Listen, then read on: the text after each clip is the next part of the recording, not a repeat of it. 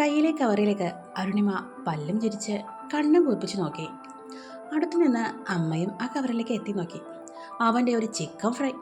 ഇത് കണ്ടാൽ ഞാൻ മയങ്ങി വീഴുന്ന ധാരണ. ഒരു കല്യാണത്തിൻ്റെ പേരും പറഞ്ഞ് വന്നേക്കുന്നു. പക്ക ഫ്രോഡാ.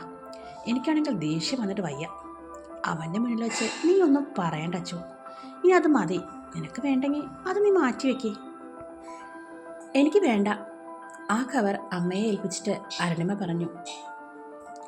ഭക്ഷണമായ കാരണം ഞാൻ കളയണില്ല. അമ്മ എന്താണെന്ന് വെച്ചാൽ ചെയ്തോ. ഞാനത് മാറ്റിവെച്ചോളാം. ഗിരി നീ കഴിച്ചു ധരിച്ചാൽ മതി. അമ്മ ജനാല വഴി പുറത്ത് ഫോൺ ചെയ്ത് കൊണ്ടു നിൽക്കുന്ന ഗിരിയെ നോക്കി. ഫോണും ചെയ്ത് സംസാരിച്ചുകൊണ്ട് ഗിരി റോഡിലേക്ക് ഇറങ്ങി നടക്കുന്നത് അമ്മയും അരുണിമയും ഒപ്പം കണ്ടു. ആ ദുഷ്ടനാണെന്ന് തോന്നുന്നു. അല്ലാതെ ഗിരിയേട്ടന് ഇത്രയും ഒലിപ്പിക്കില്ല. കണ്ടില്ല ആ നടന്നുപോക്ക്. ആ എന്തെങ്കിലും ആവട്ടെ, നീ അവനോട് ഇനി മെക്കിട്ട് കയറാൻ നിൽക്കണ്ട. അമ്മ കവർ ഒളിപ്പിക്കാൻ ശ്രമിക്കവേ പറഞ്ഞു. അരുണിമ മൂളി. അന്ന് രാത്രി പിന്നെയും കുറേ നേരം സംസാരിച്ചിട്ടാണ് പ്രവി ഫോൺ വെച്ചത്. ഗിരിയെ വളരെ എളുപ്പത്തിൽ കയ്യിലെടുക്കാൻ പ്രവിക്ക് സാധിച്ചു. വെള്ളമടിക്കിടയിലാണ് ഗിരിയുടെ ഫോൺ പ്രവിക്ക് ചെന്നത്. എന്നിട്ട് എന്താളിയാ വാങ്ങിക്കൊടുത്ത ചിക്കൻ ഫ്രൈ പെണ്ണുമ്പോൾ തിന്നാവോ? ആണെന്നാ ഗിരിയേട്ടൻ പറഞ്ഞത്.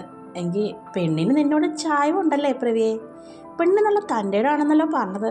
ഏയ് അങ്ങനെ പറയാൻ തക്ക വേണം തൻ്റെ ഇടൊന്നുമില്ല. അവിടെ എന്തോ തീരെ എടുക്കുന്നില്ലെന്നാ. അതൊക്കെ എടുത്തോളും. നീ ആദ്യം ആ ഗിരിയേട്ടനെ നമ്മുടെ ടീമിൽ ചേർക്കാനുള്ള പരിപാടി നോക്ക്. അപ്പോൾ നിൻ്റെ കാര്യത്തിലും ഇത്തിരി വേഗതയൊക്കെ ആവും. ആ വേഗം എല്ലാം ചെയ്യണം. വേഗത ചെയ്തിട്ട് നിനക്ക് ആ പെണ്ണിനെ പൂജിക്കാമെന്നില്ല കളിയാ. കാര്യം കഴിയുമ്പോൾ കറിവേപ്പില പോലെ തൂക്കിയെറിയാനുണ്ടല്ലേ? കൂട്ടത്തിൽ ആരോ ചോദിച്ചു. അത് പിന്നെ അത്രയ്ക്കുള്ളൂ. എന്നും ഒരേ ഭക്ഷണം തിന്നാൻ ബോറടിക്കല്ലേ മച്ചു? അതെ അതെ, ചോദ്യം ചോദിച്ചയാൾ ഏറ്റു പറഞ്ഞു. അത് കേട്ട് പ്രവി സന്തോഷത്തോടെ കുപ്പിയിലെ ബാക്കി മുഴുവൻ വായിലേക്ക് ഒറ്റ കമിഴ്ത്തായിരുന്നു. 2 ദിവസം കഴിഞ്ഞ് അരുണിമയെ കാണാൻ ദീപു വൃന്ദാവനത്തിലേക്ക് വന്നു. ബസ്സിൽ വെച്ചൊന്നും കൂടുതൽ പറയാൻ പറ്റില്ലടോ. അതാ അരുണിമയെ ഞാൻ ഇങ്ങോട്ട് കാണാവുന്നത്. അത് സാരമില്ല ദീപു. പിന്നെ ഗിരിയേട്ടൻ ഇപ്പം എങ്ങനെയുണ്ട്? അവനെ നമ്മൾ കുറേ മാസങ്ങൾ കഴിഞ്ഞൊന്നും കാണുകയല്ലോ. ഗിരിയേട്ടൻ അങ്ങനെ തന്നെ, അരുണിമ ചിരിച്ചുകൊണ്ട് പറഞ്ഞു. അവളോടൊപ്പം ദീപുവും ചിരിച്ചുകൊണ്ട് പറഞ്ഞു. അത് പിന്നെ അരുണിമയെ കണ്ട വശത്തിൽ ഞാൻ ചുമ്മാ. ദീപു ചെറിയ ചമ്മലോടെ പറഞ്ഞു. ഇന്നെനിക്ക് ചെടിയൊന്നും ഇല്ലയാവോ?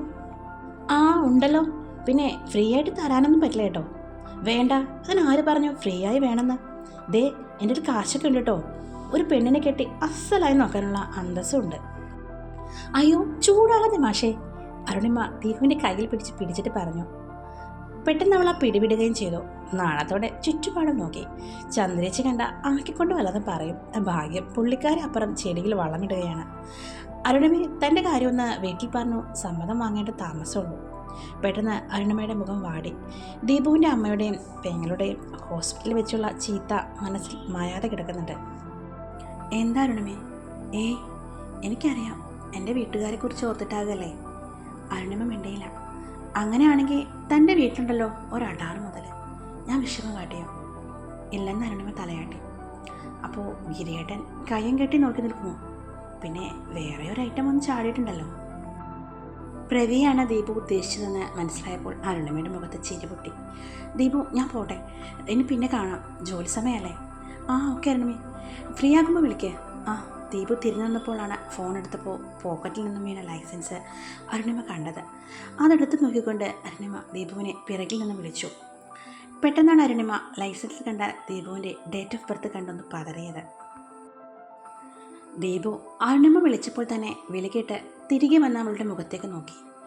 അരുണിമയുടെ കയ്യിലിരിക്കുന്ന ലൈസൻസ് അവൻ ശ്രദ്ധിച്ചേയില്ല. എന്താ അരുണിമേ? അത് ദീപു ഇത് അരുണിമ ലൈസൻസ് പിടിച്ച് പതറി നിൽക്കുന്നത് കണ്ടപ്പോൾ ദീപുവിന് എന്താണെന്ന് ചോദിക്കണം തോന്നി. ഓ എൻ്റെ ലൈസൻസോ? അറിയാതെ വീണതാവും. ഫോൺ എടുത്തപ്പോൾ. അരുണിമ കണ്ടത് നന്നായി. അല്ല ഇവിടെ ആയതുകൊണ്ട് പിന്നെ അലയേണ്ടിയും വരില്ല. തൻ്റെ കയ്യിൽ കിട്ടുമല്ലോ. ദീപു സംസാരിക്കുമ്പോൾ അരുണിമ വല്ലാത്ത ആലോചനയിൽ ആണ്ടുപോയിരുന്നു. ലൈസൻസ് വാങ്ങിയിട്ടും അരുണിമ പകച്ചു നിൽക്കുന്നത് കണ്ടപ്പോൾ ദീപു വീണ്ടും ചോദിച്ചു. എന്താടോ? അത് പിന്നെ ദീപു, അരുണിമ ആകെ എന്തുപോലെയായി. അല്ല എന്താ കാര്യം? ഗിരിയേട്ടൻ്റെ കാര്യം ഓർത്തിട്ടാണോ? അതൊക്കെ ഓർത്ത് ചുമ്മാ തലപുകയിടുന്നേ. ഇനി എൻ്റെ അമ്മയും ചേച്ചിയും വിചാരിച്ചുള്ള ടെൻഷനാണെങ്കിൽ അതിനൊന്നും പോയുണ്ടാക്കാം. പിന്നെ നമുക്ക് ഒന്നിക്കാന്നേ. അതൊന്നുമല്ല ദീപു. ദീപുവിൻ്റെ സംസാരത്തിനിടയ്ക്ക് കയറി അരുണിമ പറഞ്ഞു. പിന്നെ എന്താ കാര്യം? ദീപുവിന് എത്ര വയസ്സാ? എനിക്ക് 28. അരുണിമ പറഞ്ഞു വരുന്നത് എന്താണെന്ന് ഏതാണ്ട് ദീപുവിന് മനസ്സിലായി. അവളുടെ മനസ്സ് എങ്ങോട്ടാണ് സഞ്ചരിക്കുന്നതെന്ന് ഓർത്തപ്പോൾ ദീപുവിന് മനസ്സൊന്ന് വിപ്രളം കൊണ്ടു. എന്താ അരുണിമേ? ഒന്നുമില്ല, ഇത് പിടിക്കേ. ലൈസൻസ് ദീപുവിൻ്റെ കയ്യിൽ കൊടുത്തിട്ട് അരുണിമ ഒന്നും പറയാതെ ചന്ദ്രേച്ചിയുടെ അടുക്കിലേക്ക് പോയി. ദീപു ഒരു നിമിഷം തലയും ചൊറിഞ്ഞവിടെ സ്തംഭിച്ചു നിന്നു. ചന്ദ്രേച്ചിയുടെ അടുത്തേക്ക് പോയ അരുണിമ താൻ ലൈസൻസിൽ ദീപുവിൻ്റെ വയസ്സ് കണ്ട വിവരം പറഞ്ഞപ്പോൾ ചന്ദ്രേച്ചി അവളെ കളിയാക്കുകയാണ് ചെയ്തത്. എൻ്റെ അരുണിമേ, കൊച്ചു നിനക്ക് എന്താ? വയസ്സിലൊക്കെ ഒരു കാര്യമില്ലെന്നേ. മനസ്സാണ് പ്രധാനം. വയസ്സൊന്നിനോട് തടസ്സമാവുന്നില്ല കൊച്ചെ. എന്തിനാ മനസ്സ് വിഷമിച്ചത്? അല്ല ചേച്ചി, ഞാൻ ഇങ്ങനെയൊന്നും ഓർത്തില്ല. ഞാൻ ഇങ്ങനെ കരുതിയില്ല. എന്തോ പേര് വിളിച്ചാണ് സംസാരിച്ചെങ്കിലും എനിക്കറിയില്ലായിരുന്നല്ലോ ദീപു എന്നേക്കാൾ 4 വയസ്സ് ഇളയതാണ്. അപ്പോൾ നിന്നെ അപ്പോൾ ഞാൻ സത്യം മറിച്ച് പറ്റിച്ചാന്നാണോ കൊച്ചെ നീ പറയുന്നത്?